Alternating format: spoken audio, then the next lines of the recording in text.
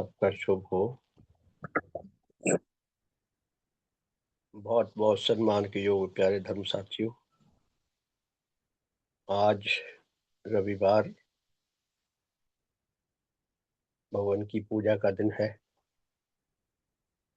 आज के बाद हम महाशिविर में जाकर जब लौटेंगे तो देव धर्म के अनुसार नए साल में मिलेंगे। हमारा कितना सुंदर समय बीता है पूज्य भगवान के श्री चरणों में बैठकर उनकी अद्वितीय शिक्षा को लाभ करके। कितने ही प्रकार के बुरे प्रभावों से बचे रहकर कितनी ही अच्छी प्रेरणाओं को लाभ करके हमें धर्म मार्ग पे चलने के लिए जो मार्ग मिला है, जो दिशा मिली है, जो भगवान की कृपा हमें प्राप्त हुई है, उसको लेकर हम कितने सौभाग्यशाली हैं। काश हमें हमारे इस सौभाग्य का बोध हो सके, मुझे हो सके, आप सबको भी हो सके। सबका शुभ हो, सबका हित हो, सबका मंगल हो, सबका कल्याण हो। तो बहुत बहुत सम्मान के योग प्यारे धर्म साथियों, पहले छोटी सी प्रार्थना कर लें, फिर भगवान की कृपा पर विचार करेंगे। हे परम पूजनीय सतदेव श्री देव गुरु भगवान, एकमात्र आप ही सत्य उपास्य हैं। आप अद्वितीय देव ज्योति एवं अद्वितीय देव तेज से सुसज्जित आध्यात्मिक जगत के देव सूर्य हैं। हे सतगुरु, एकमात्र आप ही सत्य धर्म के प्रवर्तक हैं, सत्य धर्म दाता हैं, देव धर्म के प्रवर्तक हैं, सर्वहितों के संपादक हैं। आप सब अधिकारी आत्माओं के सर्वांग कल्याण करता है। आप चारों जगतों का हर प्रकार से समहित संपादन करते हैं।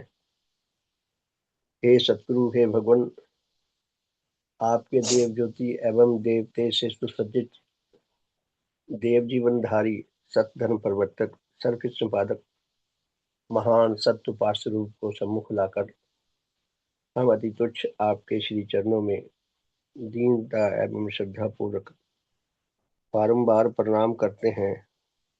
आपको कोटि कोटि धन्यवाद देते हैं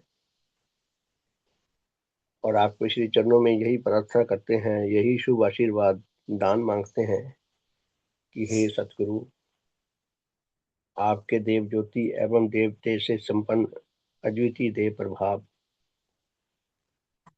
हमें सदा प्राप्त होते रहें। सतगुरु, हमें शुभ आशीर्वाद प्रदान करो। हमारा आज का साधन हम सबके लिए अधिक से अधिक हितकर, अधिक से अधिक कल्याणकारी हो सके, हमारी आत्माओं को उभारने वाला हो सके, आत्मिक विकारों से शुद्धि लाभ करने वाला हो सके, उच्च जीवन के मार्ग पर चलने वाला हो सके। आपने जो धर्म मार्ग दिखाया है, जीवन मार्ग दिखाया है, हम आपके बताए हुए सत्य मार्ग पर निरंतर चलने की योग्यता लाभ कर सकें, निरंतर चलते रहकर सच्चा आत्म कल्याण लाभ कर सकें, जहां तक संभव हो औरों के लिए भी अधिक से अधिक हितकर बन सकें, आपकी प्रसन्नता का कारण बन सकें। भगवान, हमें शुभ आशीर्वाद प्रदान करो। हमारा आज का साधन हमारे लिए सब प्रकार से हितकर हो, उच्च सुखों को देने वाला हो, उच्च रस को देने वाला हो, सबका शुभ हो, सबका भला हो, सबका मंगल हो, सबका कल्याण हो। प्यारे साथियों, रविवार का दिन भगवान देवात्मा की पूजा का दिन है। पूजा क्या है, पूजा की धारणा सारी दुनिया में क्या है? किसी छवि के आगे, किसी मूर्ति के आगे, किसी स्थूल अस्तित्व के आगे, या किसी काल्पनिक अस्तित्व के को सम्मुख लाकर उसके आगे झुकना, उसकी प्रशंसा के महिमा के गीत गाना, भजन गाना, स्तोत्र गाना, आरतियां गाना, धूप दीप भेंट करना, मेवे भेंट करना, प्रसाद भेंट करना और कुछ ऐसे छोटे मोटे काम करना, इसी को पूजा समझते हैं।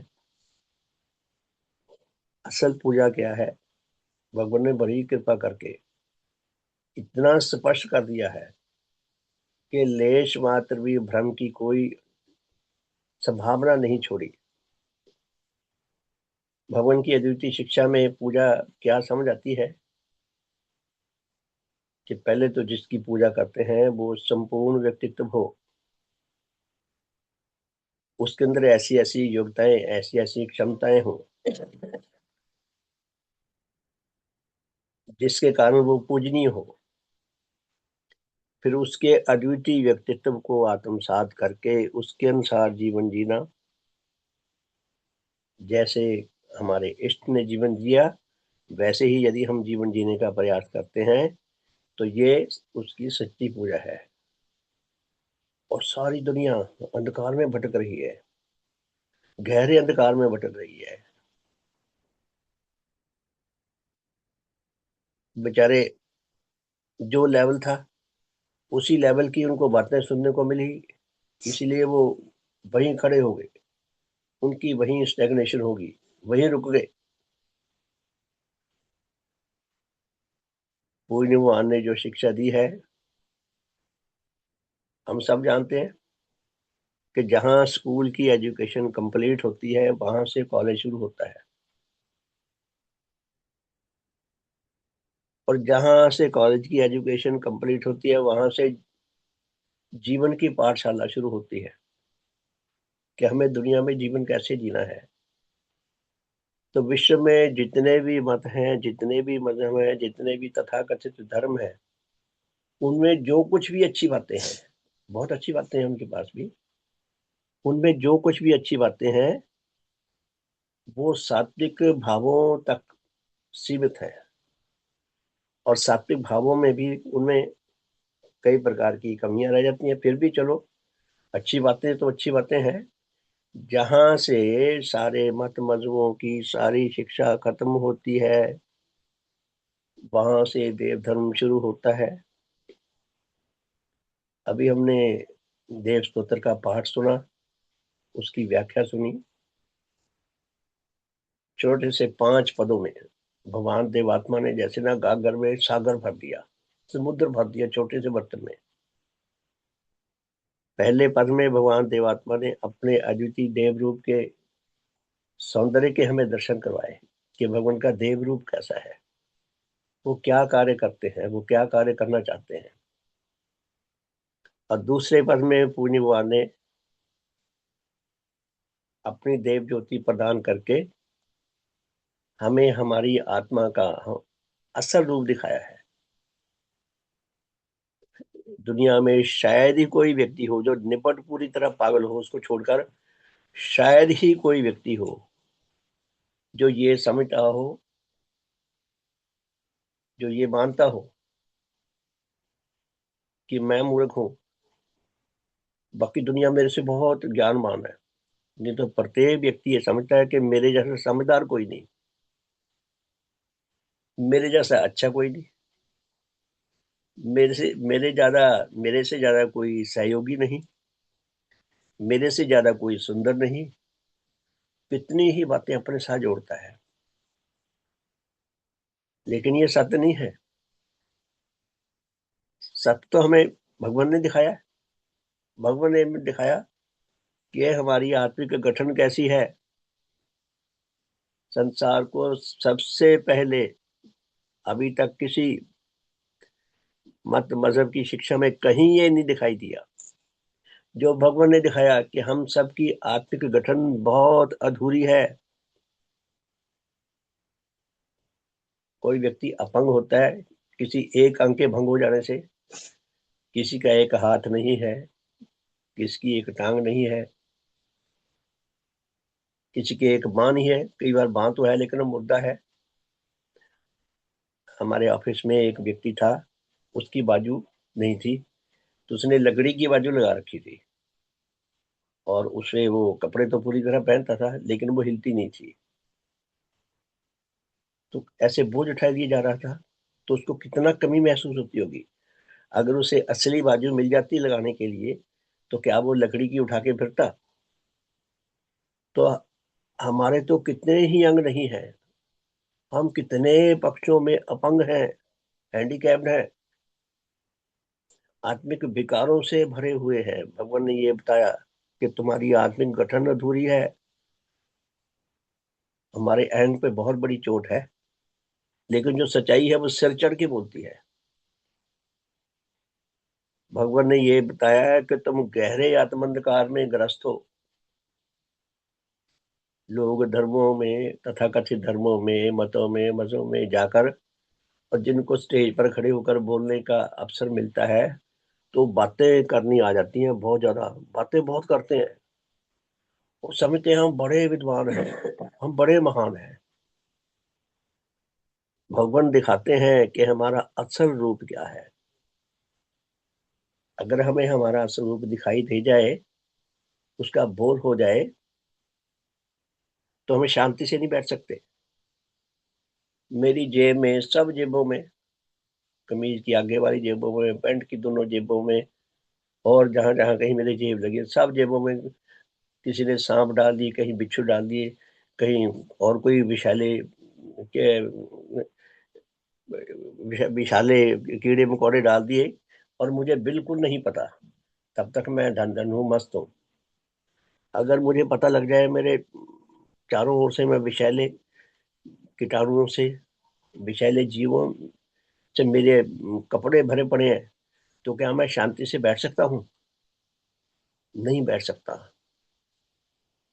प्यारे साथियों, भगवान ने तीसरे पद में ये बताया,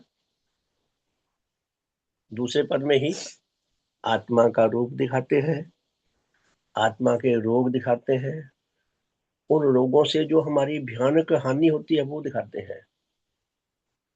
और भगवान हमें विधियां बताते हैं कि तुम आत्मक रोगों से कैसे बच सकते हो। हमें आत्मा का सच्चा बोध कराते हैं, हमें व्यवहारिक बोध कराते हैं, हमें गहरी सूझबूझ हमारे अंदर पैदा करते हैं।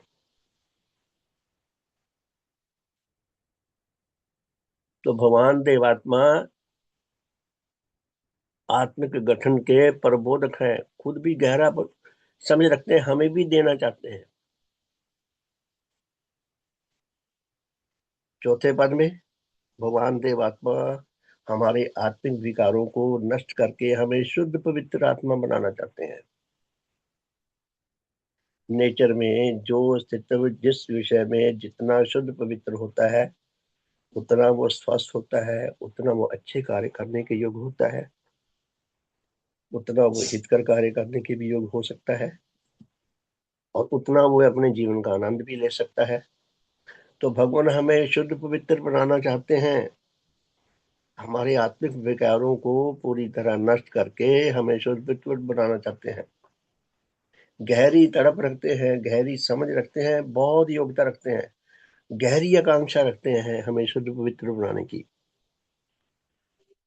भगवान यही नहीं रुक जाते।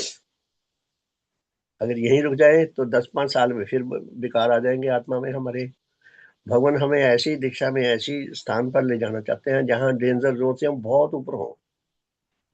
भगवान हमें उच्च जीवनधारी आत्मा बनाना चाहते हैं, जहां यही नहीं रुकते भगवान। भगवान हमें अपनी अद्वितीय शिक्षा के सबसे सुंदर कार्य के करने वाला बनाना चाहते हैं, हमें प्रचारक बनाना चाहते हैं, कि हम अपने संपूर्ण व्यक्तित्व से, मन वचन कर्म से भगवान की शिक्षा के प्रचारक बने, जीवन से भी और अपने संग्राम से भी। तो पूजा के अधिकारी एकमात्र परम पूजनीय भगवान देवात्मा है, क्योंकि वो सारी मानवीय दुर्बलताओं से बहुत ऊपर है। भगवान में मानवीय दुर्बलता कोई नहीं है। भगवान में मानवीय दुर्बलता के पैदा होने की संभावना भी नहीं है, क्योंकि उनके आत्मिक गठन में ऐसा कोई दोष बीज रूप में ही नहीं आया कि जिसको कभी खुराक मिल जाए तो वो पैदा हो जाए। तो प्यारे साथियों, एकमात्र पूजनी जिनकी पूजा करनी चाहिए, यानी कि जिनके व्यक्तित्व को हम आत्मसात करने के आकांक्षी बन सकें, तड़प गहरी पैदा कर सकें अपने अंदर, जिनके व्यक्तित्व को आत्मसात करके हम जीवन जीने के योग्य बन सकें, वह केवल भगवान देवात्मा है। भगवान देवात्मा का देव जीवन इस बात की गारंटी देता है कि भगवान के अनुगत बनकर, यदि हम सचमुच में 100% भगवान के अनुगत बनकर जीवन जीते हैं, तो हमारे अंदर ऐसा कोई भी कार्य नहीं आ सकता जिसका इल्जाम भगवान पे जाता हो। कोई ये नहीं कह सकता पहले तो मैं बड़ा अच्छा था जी, जब से मैं देवात्मा का शिष्य बना तब से मेरे अंदर ऐसी बुराई पैदा हो गई। लेश मात्र भी नहीं हो सकती। भगवान से हमें इतनी गारंटी मिलती है, तो हमारा सौभाग्य कितना बड़ा है, हम ऐसे पूजनीय मिले हैं। हमने पहला वचन सुना, शरण तुम्हारी आकर सतगुरु, जीवन का पथ दिखता है।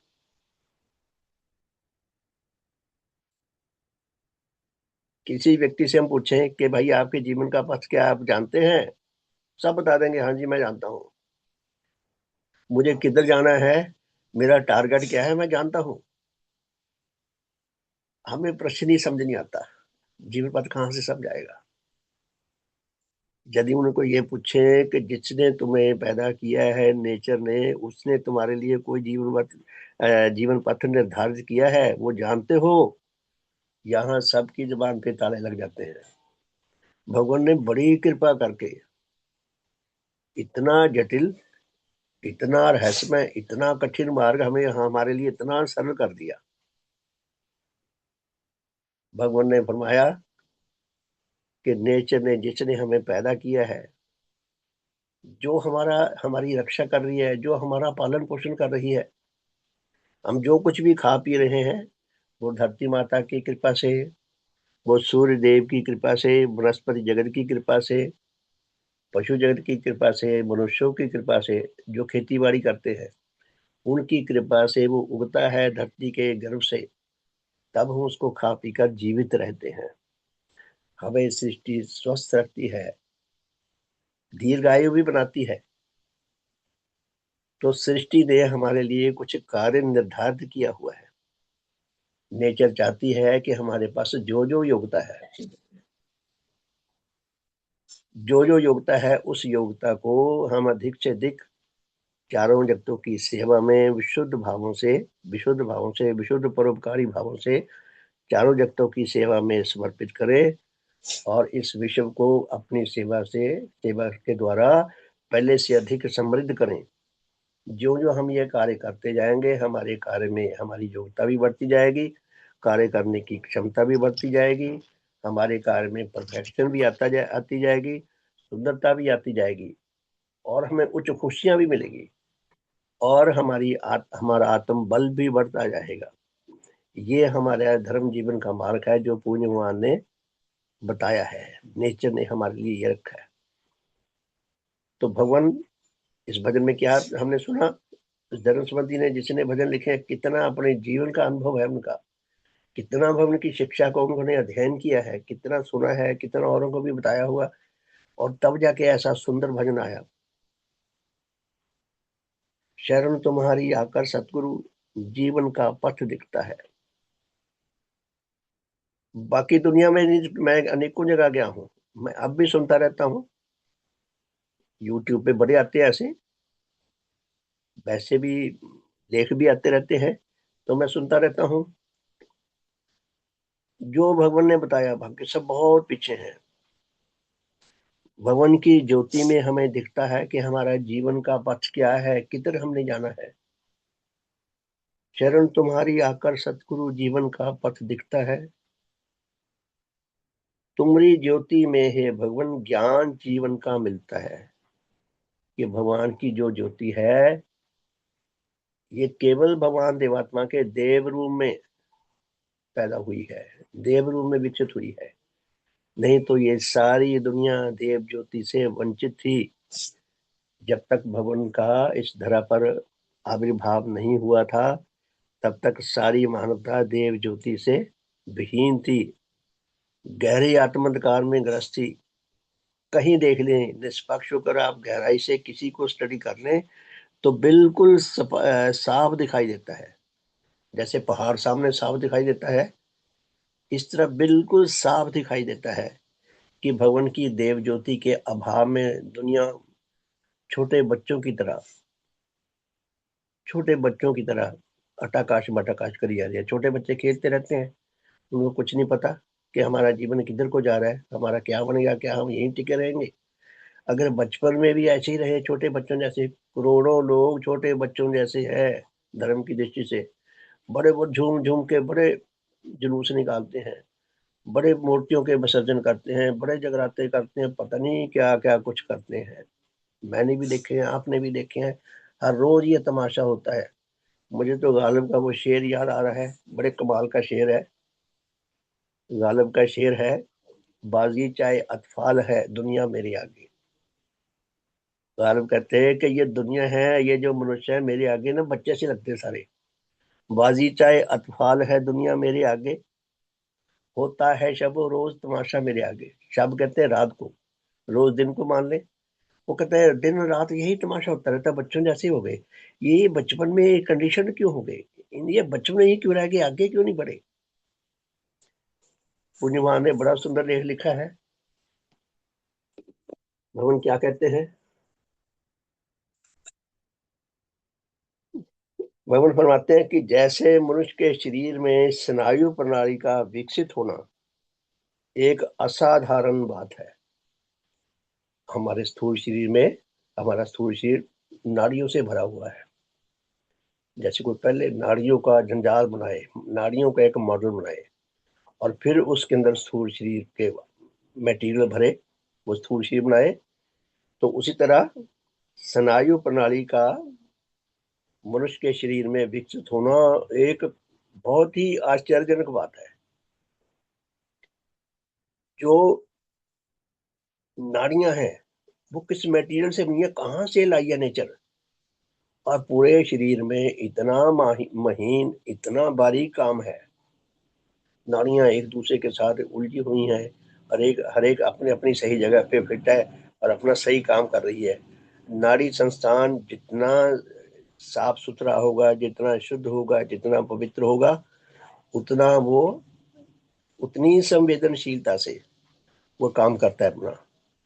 नाड़ी संस्थान, पूरे विश्व में नाड़ियां, पूरे शरीर में हमारी नाड़ी फैली हुई है और इतनी सेंसिटिव है। अगर पैर के नीचे कोई छोटी सी चींटी चल रही हो पैर पे, तो नाड़ी संस्थान के द्वारा उसका डायरेक्ट जैसे टेलीफोन कर देते हैं, माइंड पे जाकर, दिमाग में जाकर कनेक्शन मिल जाता है। दिमाग को सूचना मिल जाती है कि पैर के नीचे कुछ सरसरी हो रही है, कुछ चल रहा है। कितना डेलिकेट, कितना नाजुक, कितना जबरदस्त सिस्टम है, और जीवंत सिस्टम है। हम लोग इंटरनेट यूज करते हैं। इंटरनेट क्या है? अंतर्देशीय जाल। नेट का मतलब जाल, तो ये कम्युनिकेशन सिस्टम का एक जाल है। वेव्स हैं, देखो यहाँ से अमेरिका में लाओ, श्रीमान जी बैठे अमेरिका से, ऐसा लगता है जैसे घर में बैठे हैं पास। शशि गोयल जी बैठी अमेरिका में, आवाज सुनते हैं बिल्कुल साफ, ऐसे लगता है पास बैठी हैं। ये इंटरनेट के माध्यम से कितना सुंदर ये कार्य है। लेकिन इंटरनेट का जो ये कम्युनिकेशन सिस्टम है, ये बेजान है, जानदार नहीं है। लेकिन हमारे अंदर जो नाड़ी संस्थान है, इसके अंदर प्राण है, जानदार है ये। तो जमीन आसमान का अंतर है इंटरनेट में और नाड़ी संस्थान में। भगवान क्या कहते हैं कि जैसे मनुष्य के शरीर में स्नायु प्रणाली का विकसित होना एक असाधारण बात है, और वह अपने विविध अंगों के द्वारा अपने शरीर के नाना भागों के सुख दुख को महसूस करके दुख को घटाने और सुख को बढ़ाने की कोशिश करता हुआ देखा जाता है। जब हमारा नाड़ी ये संस्थान ये दुर्बल होने लग जाए, तो कई बार इतना सुन्न हो जाता है, पैर भी काट लेना तो भी नहीं पता चलता दिमाग को। नाड़ी संस्थान जितना साफ सुथरा होगा, जितना पवित्र होगा, जितना हर प्रकार की विकारों से बचा हुआ होगा, उतना वो सुंदर रूप से, हितकर रूप से कार्य करने के योग्य होता है। और नाड़ी संस्थान के द्वारा हमें पता चलता है कि ये बात, ये विषय मुझे दुख देता है, ये विषय मुझे सुख देता है। तो मनुष्य दुख से बचने और सुख को लाभ करने के लिए प्रयासरत हो रहता है, कोशिश करता है मैं दुख से बचूं और सुख लाभ करूं। तो प्यारे साथियों, मुझे ख्याल आ रहा था कि जैसे शरीर का नाड़ी संस्थान इतना संवेदनशीलता से इतना सुंदर काम करता है और हमारे से पैसा टका भी कुछ नहीं लेता, बिल्कुल फ्री में, हमें कितना बड़ा नेचर ने हमें उपहार दिया है। तो हमारी आत्मा का भी एक स्नायु प्रणाली का सिस्टम है, आत्मा की भी एक स्नायु प्रणाली है, वो भी ठीक वैसे ही काम करती है। भगवान क्या फरमाते हैं, वैसे ही जिस मनुष्य आत्मा में उच्च बोधों या उच्च भावों का विकास होता है, उच्च बोध, उच्च भाव, हमारी ज्ञानदायिनी शक्तियां, बोधदायिनी शक्तियां, ये हमारी आत्मा का नाड़ी संस्थान है। जिस मनुष्य में उच्च बोधों या भावों का विकास होता है, वह उनके द्वारा अपने से बाहर विविध अस्तित्वों की हानि और दुख को महसूस करता है। जिनके अंदर उच्च भाव होते हैं, ये समझेंगे स्नायु प्रणाली है ये आत्मा की, उन्हीं को दूसरों के दुख दिखाई देते हैं। अभी हमने सुना ना, कल ही न्यूज आ रही थी कि यूएनओ में भारत ने अफगानिस्तान का पक्ष लिया है। अफगानिस्तान के तालिबान, जिनको किसी देश ने मान्यता नहीं दी, भारत ने भी नहीं दी, मानवता के नाते भारत ने वहां की जनता के लिए बहुत सहयोग दिया है, बहुत ही प्रशंसनीय है।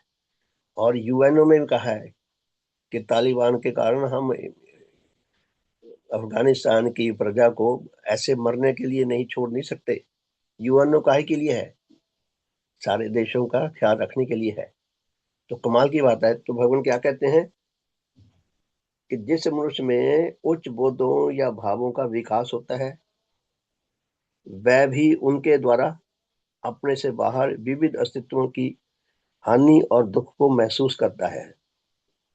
यानी कि उसका आत्मिक स्नायु प्रणाली जो है वो बहुत साफ सुथरी है, तो उसको दूसरों के दुख तकलीफ महसूस होंगे, उनको दूर करने के लिए वो प्रयास करेगा।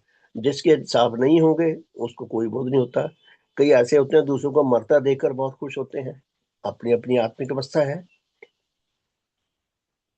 तो भगवान कहते हैं कि दूसरों के दुखों को देखकर, हानि को देखकर वो बहुत महसूस करता है और उनके किसी दुख या उनकी किसी कमी के दूर करने और उन्हें सुख और शांति पहुंचाने के लिए आकांक्षा रखता है, इच्छा रखता है, प्रयास करता है। जिन आत्माओं में अभी केवल वही बोध पैदा हुए हैं कि जिनके द्वारा वह केवल अपने ही अस्तित्व के सुख दुख या हानि लाभ को महसूस करते हैं, अपने से बाहर किसी और के सुख दुख या हानि लाभ को महसूस नहीं करते, उनके अंदर उच्च धर्म भावों का अभी आरंभ ही नहीं हुआ।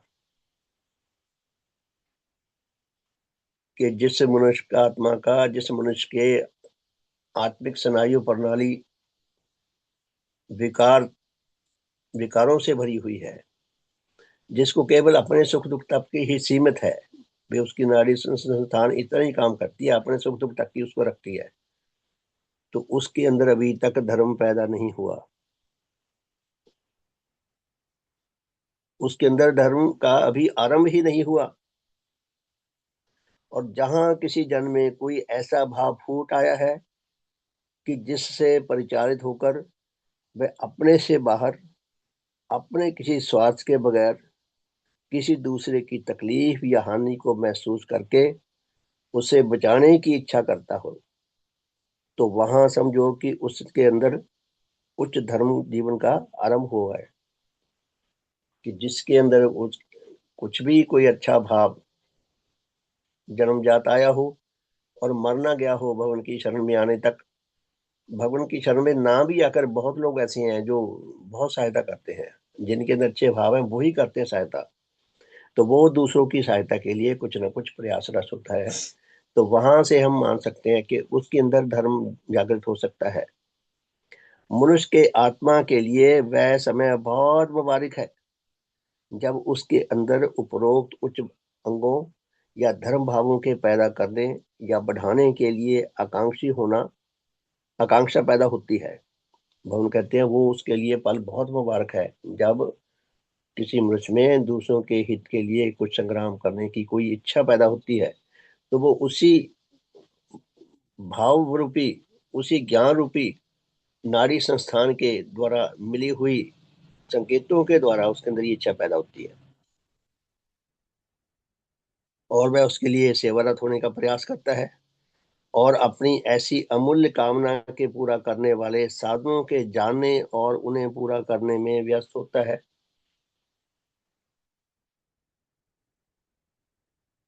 तो प्यारे साथियों, हमने दूसरा भजन सुना। भगवान देवात्मा ने लिखा है हमारे लिए। देखिए भगवान ने कितनी कृपा की है। मुझको मेरा बोध कराओ।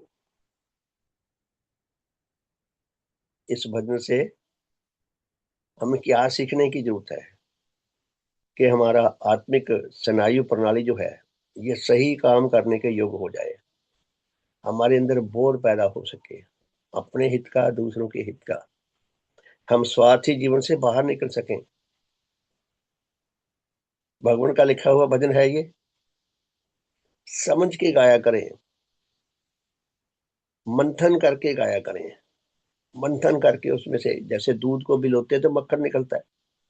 मंथन करके उसको समझा करें, गाया करें, लिखा करें, लिखने का प्रयास किया करें। लेखक भी बन सकते हैं, हमारे पास रेडीमेड मसाला लेखक बनने का। तो क्या कहा है इस वचन में? मुझको मेरा बोध कराओ। अब मुझे ये तो नहीं समझ आया कि भगवान मुझे कह रहे हैं या अपने आप को कह रहे हैं। अपने आप को भी कह रहे होंगे कि देवात्मा में और तीक्ष्ण हो बोध, और हम सब में भी बोध जागरे जागे, हम सब में भी बोध जागे। मुझको मेरा बोध कराओ, निज ज्योति पहुंचाकर मुझ तक जीवन लक्ष्य मुझे दिखलाओ। कि भगवान जो ज्योति आपके पास है वो मेरे पास तो है नहीं, और किसी मनुष्य के पास नहीं है। नीचे के जगतों के पास तो बेचारों पे क्या होना था।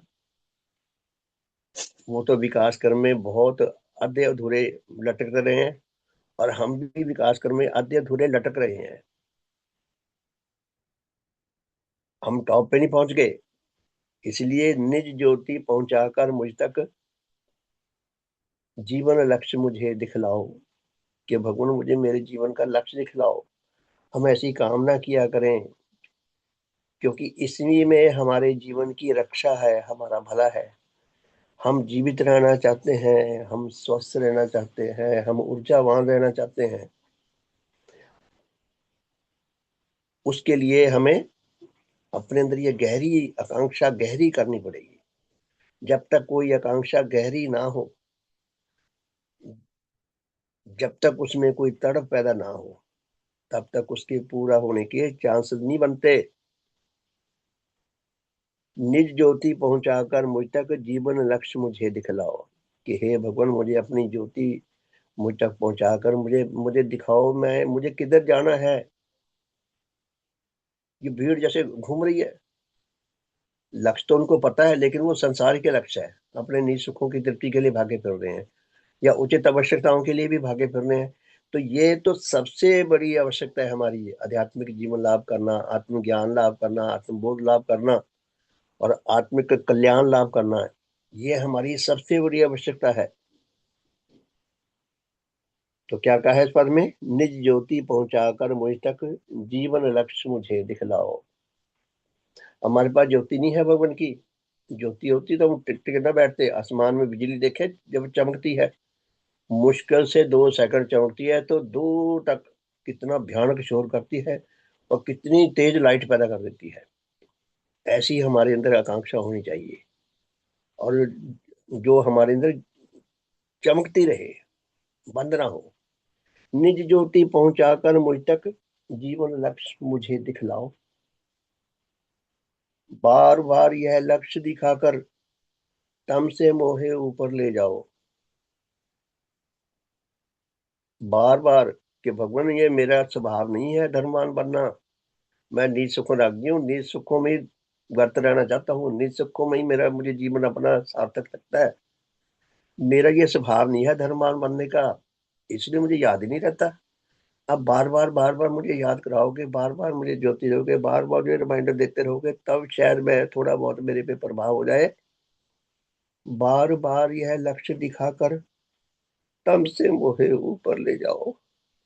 हम सब गहरे आत्मंधकार में हैं। हम किसी भ्रम में न रहें कि हमें पासपोर्ट मिल गया उच्च लोकों में पहुंचने का। जीवन लक्ष्य सिद्ध हो जिससे, देखिए तीसरे पद में भगवान ने हमें रहस्य खोल दिया आत्म कल्याण का। जीवन लक्ष्य सिद्ध हो जिससे अपने प्रति प्रीति उपजाओ। नेचर ने भगवान देवात्मा को ऐसे अद्वितीय व्यक्तित्व प्रदान किया है कि वो सत्य उपास्य हैं, सबके लिए पूजनीय है। कोई कहता जी मैं नहीं मानता, मैं नहीं पूजा करता, ना करो भाई, हार नहीं तुम्हारी होगी। भगवान की पूजा करके भगवान पे एहसान नहीं करना। अगर तुम रक्षा चाहते हो, विकास चाहते हो, भला चाहते हो, सुख चाहते हो, तो भगवान की पूजा करो। और भगवान की पूजा दिखावे की नहीं, जीवंत पूजा, उनके व्यक्तित्व को आत्मसात करके जियो। जीवन लक्ष्य सिद्ध हो जिससे अपने प्रति प्रीति उपजाओ। नेचर का ये क्रूर फतवा है, अति कठोर आदेश है नेचर का, कि या तो हम वास्तव में सच्चे अर्थों में धर्मवान बनकर जीवन जिए, या फिर आत्मिक मृत्यु के लिए तैयार रहें। इतना भयानक दंड। और भगवान ने जो बताया है कि नेचर ने मनुष्य का लक्ष्य रखा है पूर्ण गठन को लाभ करना, पूर्ण आत्म गठन को पूर्ण बनाना। अब हमारा जन्म हो चुका है, हमने भी अपने बच्चों को जन्म दिया है। जैसे हम आधे अधूरे हैं वैसे ही हमारे बच्चे आधे अधूरे हैं। आत्मिक गठन तो हमारी पूर्ण नहीं हो सकती। तो क्या हम, नेचर ने हमें आत्मिक मृत्यु के लिए छोड़ दिया, अच्छा मरो सारे के सारे? नहीं, नेचर ने हमारे लिए पूरी भगवान देवात्मा को दैवीय रूप में प्रदान किया है कि इनके साथ जुड़े रहो। जितना तुम्हारी योग्यता होगी, जितना तुम संग्राम करते जाओगे, उतना तुम सफलता की सीढ़ियां चढ़ते जाओगे, और हो सकता है अमरता का भी जीवन लाभ कर सको। प्यारे साथियों, हमने देखा होगा, हमें अनुभव कई मिले होंगे। देखा कि किसी व्यक्ति में बहुत सारे गुण होते हैं, लेकिन एक ही दोष होता है। और वो दोष इतना रद्दी, इतना भयानक होता है कि वो सारे गुणों को ढक लेता है। इतने गुणों को स्वामी और एक दोष ने मार डाला। एक ही दोष सारे गुणों को ढक लेता है। वो जो अच्छी तरह सुरक्षा पा सकता था, बच सकता था, जीवन लाभ कर सकता था, आत्म कल्याण लाभ कर सकता था, इतना गुणधारी होकर भी मारा जाता है। और कोई कोई ऐसा होता है जिसके अंदर सारे दोष होते हैं और एक आध गुण होता है। और एक आध गुण भी ऐसा होता है जो बड़ा जबरदस्त होता है, वो सारे दोषों को ढक लेता है। तो एक गुण वाला बच सकता है और बहुत सारे गुणों वाला मारा जा सकता है। उसके लिए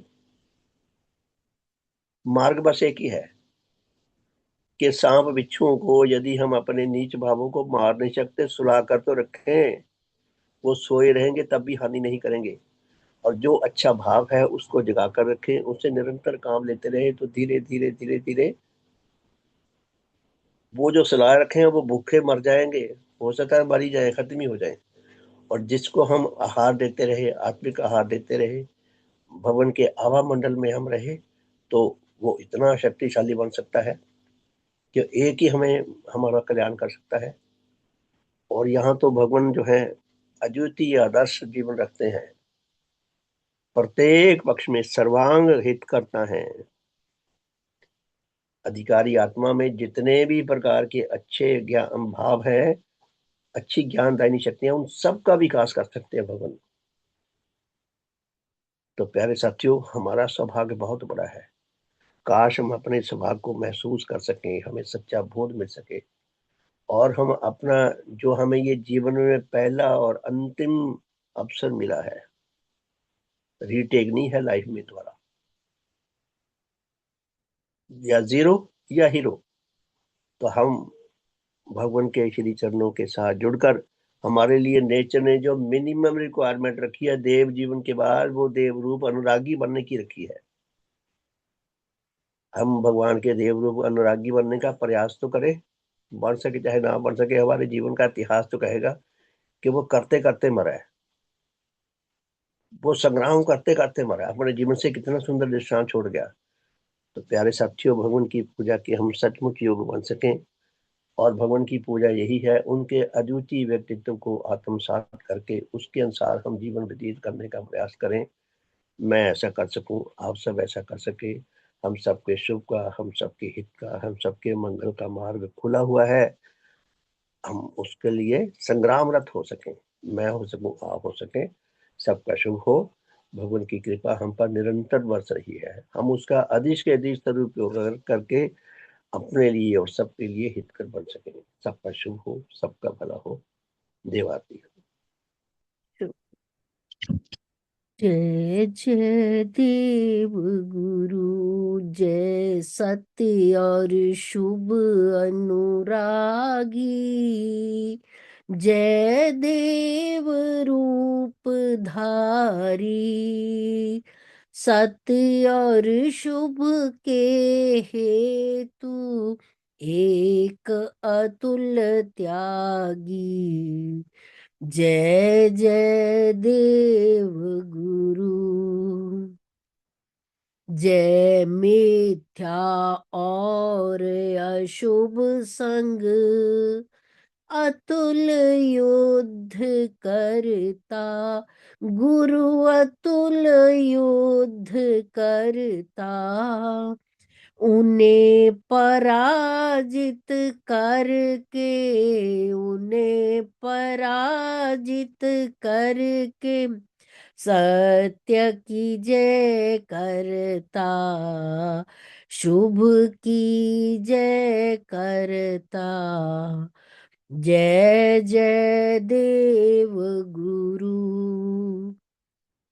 जय देव ज्योति से पूर्ण, जय देव ज्योति दाता, गुरुदेव ज्योति दाता, आत्म तिमिर के हरता, आत्म तिमिर के हरता, आत्म ज्ञान दाता।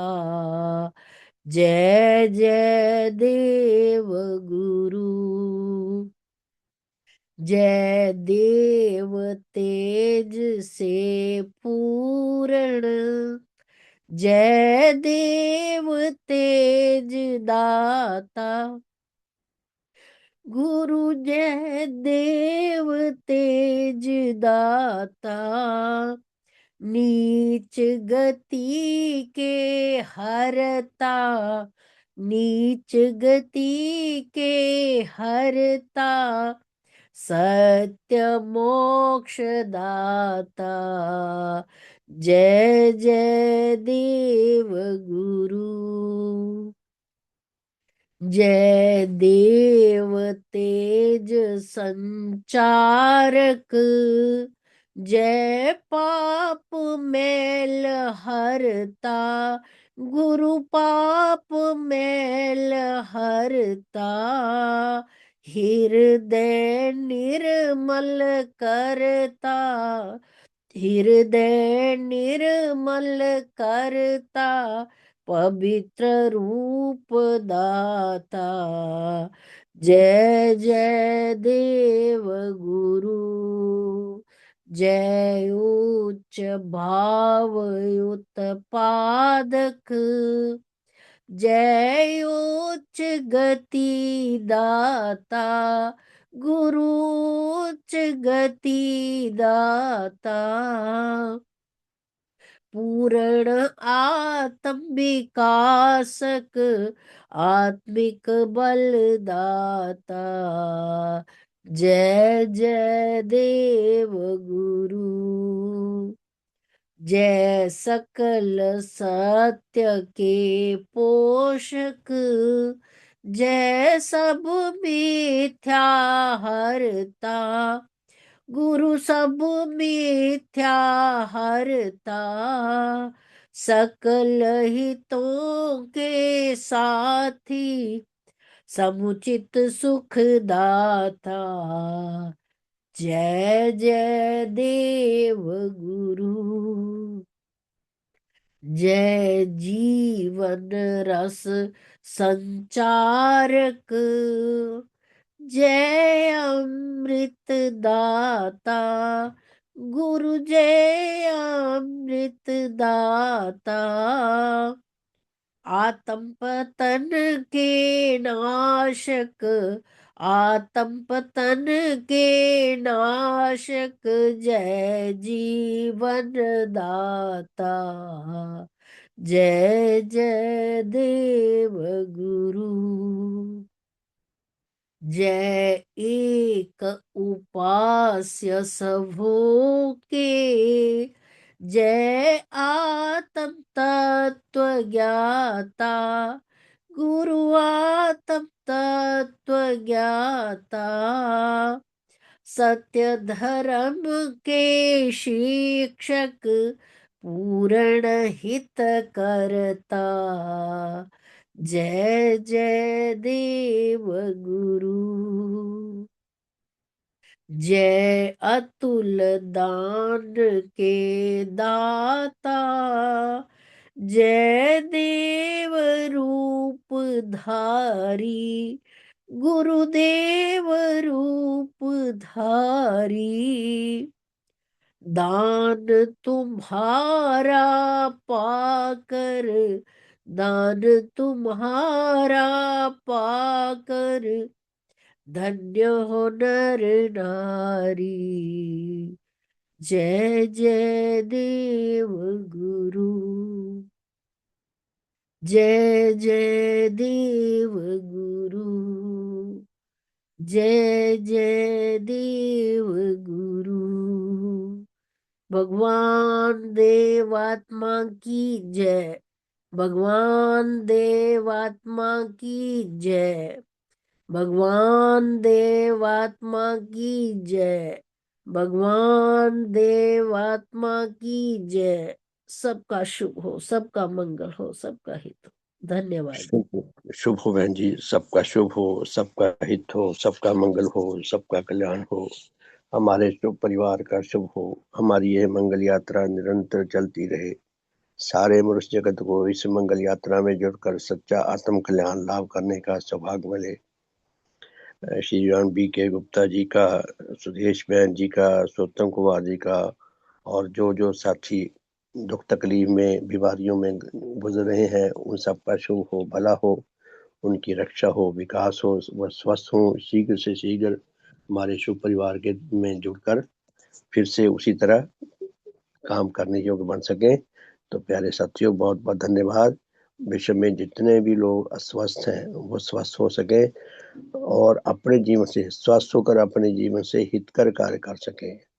नेचर ने जो हमारे लिए जीवन लक्ष्य रखा है, उनका किसी प्रकार उनको ज्ञान मिल सके, बोध मिल सके। ऐसी घटनाएं भी कई मिलती हैं कि जब इंसान मौत के मुंह से वापस मुड़ता है तो वो धर्म महात्मा बनने की कोशिश भी करता है और अपने जीवन से कुछ न कुछ हितकर कार्य करने की भी कोशिश करता है। कईयों को तभी जाके कोई ऐसी प्रेरणा मिलती है कि मेरे जीवन का पता नहीं दोबारा कब खत्म हो जाए, तो मैं अधिक से अधिक हित का कार्य करूं। तो इसलिए हम ऐसी शुभकामना करते हैं कि जिसको ये जब भी ये बोध पैदा हो जाए, तभी कहते हैं जब जागो तभी सवेरा। तो बहुत बहुत धन्यवाद। हमारे शुभ परिवार का शुभ हो, हम सब में उच्च प्रेम आए, उच्च एकता आए, भगवान की करुणा जो हम पर निरंतर बरस रही है, हम उसका अधिक से अधिक सदुपयोग करके अपने लिए और सभी के लिए हितकर बन सकें। तो सबका बहुत बहुत धन्यवाद। तो प्यारे साथियों, अगले सप्ताह यानी कि 17 दिसंबर से 20 दिसंबर तक रुड़की देवधाम में भगवान देवात्मा का शुभ जन्म महोत्सव का कार्यक्रम होगा। भगवान के शुभ जन्म महोत्सव पे हम उस सुनहरे पल को, बेशक वो असल सुनहरापन तो वही था 20 दिसंबर सन 1850, लेकिन उसकी स्मृति भी बहुत सुंदर है, बहुत हितकर है। तो उसको हम वहां पे मनाने का, देखने का, उसके सुंदरता को, उसकी आध्यात्मिकता को आत्मसात करने का हमें सौभाग्य मिलेगा। तो जिस जिस के लिए संभव हो वो जरूर पधारें। सबका शुभ हो, सबका भला हो, सबका मंगल हो। तो अगले हफ्ते यानी कि 16 तारीख मंगलवार प्रातः तक साधन चलेंगे। उसके बाद फिर 21 तारीख रविवार को पूजा के साधन में हम फिर यहाँ ऑनलाइन मिलेंगे। तो बाकी महोत्सव का कार्यक्रम ऑनलाइन आएगा, तो आप वहाँ जरूर देखें, नहीं जा सकते तो घर पे देखें, कोई बात नहीं। सबका शुभ हो, बहुत बहुत धन्यवाद। सुप्रभात। तो शाम को मिलेंगे जी, आज 4:30 से 5:30, और रात को 8:40 से 9:30 तक, और कल प्रातः 5:30 से 6:30। बहुत बहुत धन्यवाद। सुप्रभात, शुभ हो जी।